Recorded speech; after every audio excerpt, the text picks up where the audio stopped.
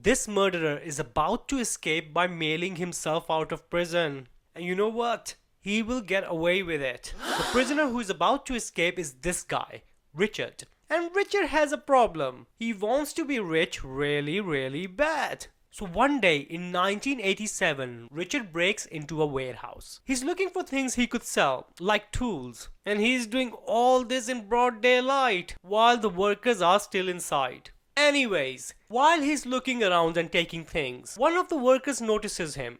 Hey, this guy doesn't work here. So he confronts Richard, and now Richard doesn't know what to do. So he pulls out his gun, trying to scare the worker. But instead of backing off, the worker jumps on him. They start struggling, and then gunfire.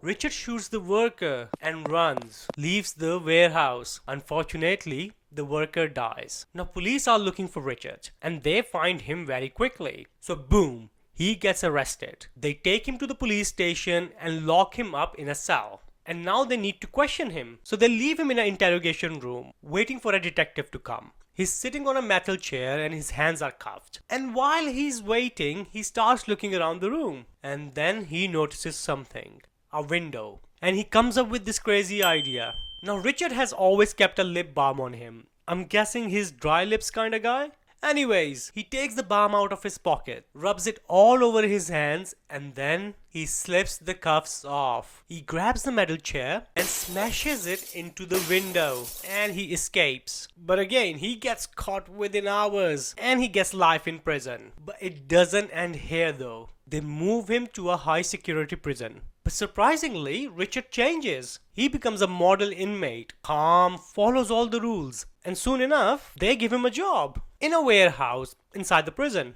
But what no one realizes, Richard is already planning something. He's studying everything. The prison, the routines, watching how things move in, and more importantly, how things move out. Now the warehouse he works in handles the mail. So one day in 2006, Richard builds a crate, just like any other crate in the warehouse, used for deliveries. But he adds a few things to it. He drills breathing holes, and he adds a lock on the inside. And then, it's go time. Richard locks himself in the crate and waits for hours. Soon enough, the crate gets loaded onto a delivery truck. The truck leaves the prison, and once it's far enough, Richard breaks out of the crate and walks away like a normal person. He then creates a new identity, leaves America, and moves to Canada. He basically starts a new life in a small town where no one recognizes him. Days turn into weeks, weeks turn into months, and Richard thinks he got away with it.